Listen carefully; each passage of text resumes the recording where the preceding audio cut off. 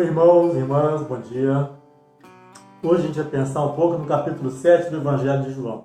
No capítulo 7 é uma situação aí de confusão, de clima muito agressivo, de oposição intensa e crescente, que se manifesta cada vez mais, demonstrando um conflito extremado que vai se avolumando e vai avançando feito uma avalanche contra o Senhor Jesus.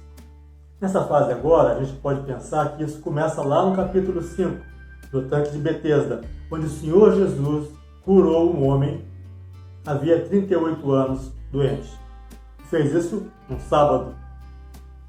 O próprio Senhor Jesus já ensinava que o sábado é feito para o homem e não o homem para o sábado.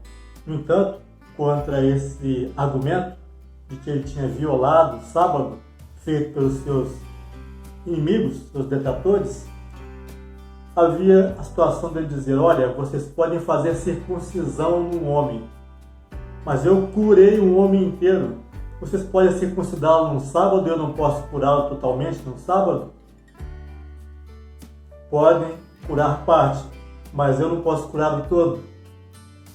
Para dizer a eles, num longo discurso, que eles eram desobedientes, que eles eram rebeldes, desobedeciam e eram rebeldes ao que Moisés ensinara, porque era Moisés que falava do Senhor Jesus. E, no entanto, eles não criam no Senhor Jesus, portanto, não criam também em Moisés. Essa situação vai perdurar ainda quando Jesus faz essa maravilha, uma multiplicação dos pães que atende a mais de 5.000 pessoas, para em seguida fazer também um outro grande discurso, dizendo: comerão da minha carne e beberão do meu sangue. Comei e bebei do meu sangue e da minha carne. Ora, era um convite para o canibalismo? Se isso pode parecer chocante aos nossos olhos, imagina ali para um povo de Deus, um povo crente, um povo separado do Senhor naquela terra. Nem jamais poderia imaginar que isso se tratasse de uma metáfora, né? De envolvimento profundo de quem se alimenta mesmo do Senhor Jesus. Por isso, muitos discípulos o abandonaram, muitos discípulos foram embora. E o que é que Jesus fazia também quando ele passou por aqui? Ele confrontava toda aquela estrutura social, política, teocrática, da forma como ela se comportava.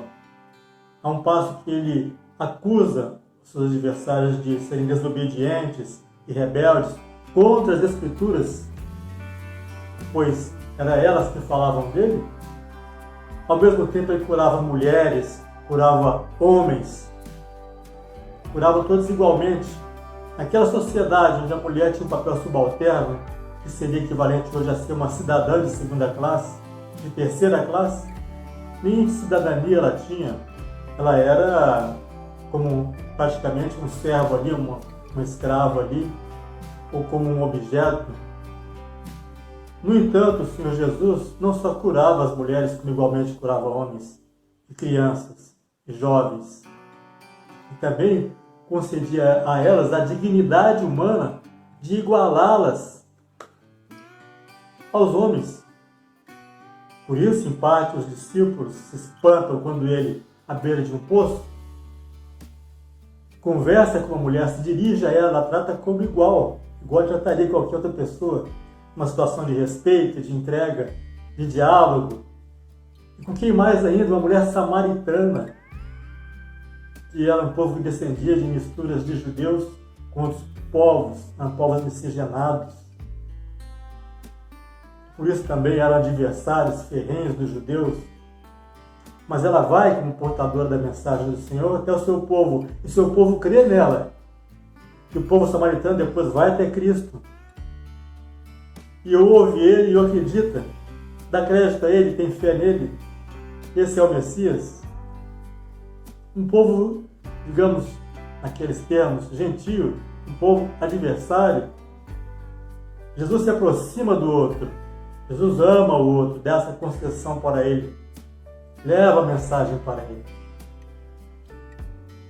E, nessa situação primeira, por meio de uma mulher que também é livrada de um apedrejamento por conta de ser adúltera e de ter essa condição secundária. O que ele também fazia pelas crianças, aliás, pois dizia: quem não for como uma criancinha, como essa daqui, não entrará no reino de Deus. Se deixar entregue e dizer ao Pai: Pai, eu sou um pecador, estou arrependido, e eu não sei me conduzir nessa vida. Me conduz, por favor, em nome do Senhor Jesus. Salva minha alma para a eternidade. Quero caminhar contigo na eternidade. Como uma criancinha mesmo, que não tem sabedoria para se conduzir nessa vida sozinho. Pois, na verdade, o homem tem livre-arbítrio e pode se conduzir como quiser. Mas a proposta de Cristo é: seja como uma criancinha na mão de Deus. Deixa que Ele te conduza. Faça coisa de adultos, mas deixa Deus te conduzir. Seja como uma criança. Dignidade para a criança. Humana, enaltecedora, elevadora da condição humana. Então, contra o racismo, contra o machismo, contra a opressão sobre as crianças, coisas encaradas com naturalidade ali.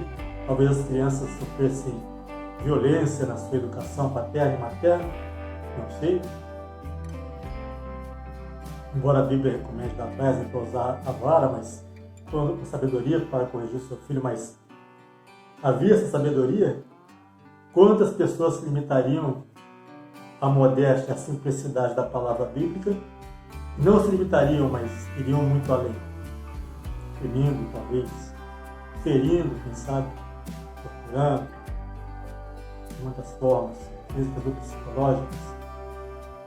Jesus, então, é um alerta para aquele povo.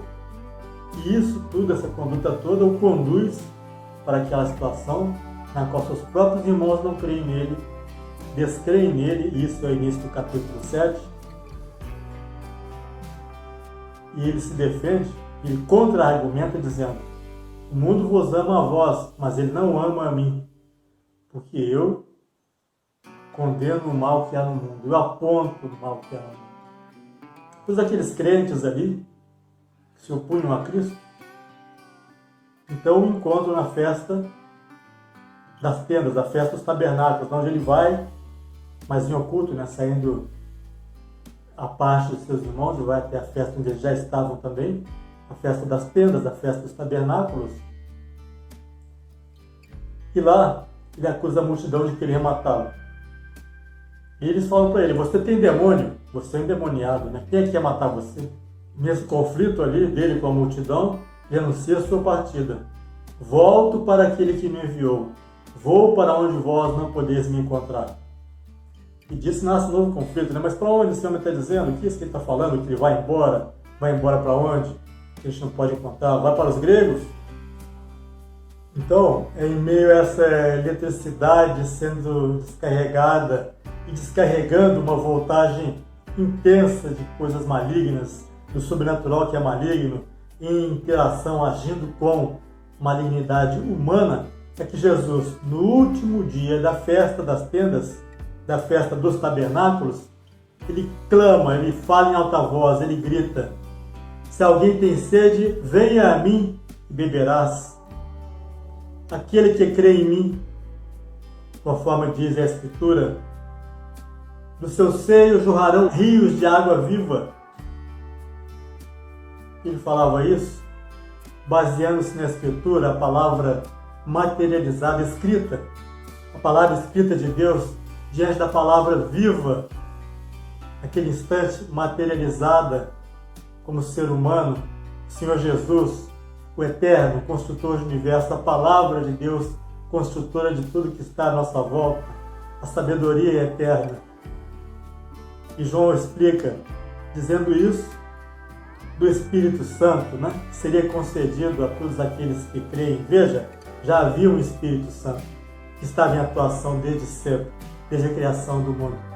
Mas, na forma generalista, geral, sobre todos e cada um, morando individualmente em cada crente, morando individualmente naquele que acredita no sacrifício do Senhor, não havia ainda, porque Jesus não havia sido glorificado, diz João. Quer dizer, a glória da cruz, onde todo pecado foi sacrificado junto com o sangue derramado do Senhor Jesus, todo o pecado da espécie humana seria extinto ali, rasgado ali, destruído ali, pulverizado ali, mas pensando que isso, segundo o Senhor nos ensina, é só para aqueles que creem.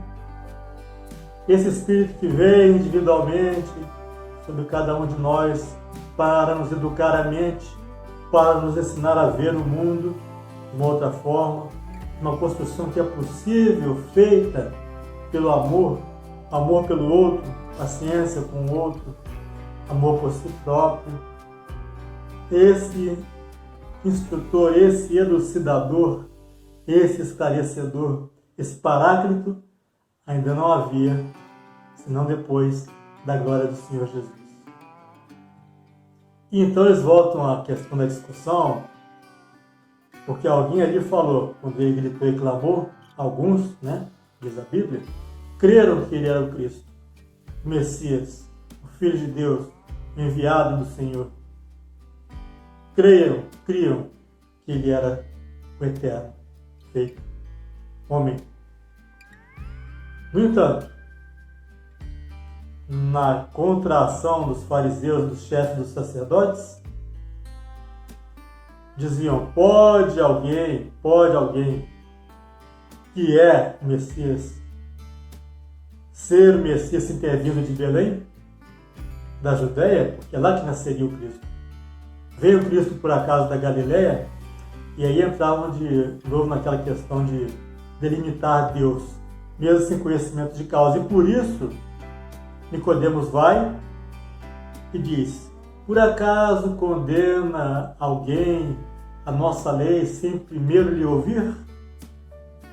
Nicodemos, que era fariseu, que se encontrara secretamente com Jesus à noite, questiona os seus pais. Está dizendo, viu, um homem pode ser acusado assim, pulando as fases do processo, ou manipulando o processo? Quer dizer que ele não tem o direito de se defender? Quer dizer que ele não pode contradizer as acusações que lhe são feitas? Nós nem vamos ouvi-lo? E vamos escrever um processo que nos agrada para condenar esse homem? Vamos falsear o processo? Vamos desobedecer a lei? Claro que eles veem em Nicodemos alguém conversa, um convicto, ou em fase de conversão, que dizem para ele, você também é galileu? Você veio da Galileia? Agora, mas o que provocou essa reação de Nicodemos ali? Essa intervenção de Nicodemos? É que os guardas que estavam lá naquele ambiente carregado chegam ali para responder perante os chefes dos sacerdotes, chefes dos religiosos, chefes dos crentes. E é dito a eles a seguinte pergunta, porque eles chegaram de mãos vazias, Viu? Cadê o homem? Ou por que não o trouxestes? Então toda aquela carga, toda aquela tensão que estava havendo, desaba sobre eles. Então eles respondem, nunca ninguém falou assim. Nunca ninguém falou assim. Essa é a leitura que a gente está terminando aqui hoje. Depois ele prossegue e a gente volta na lição 10. Muito obrigado.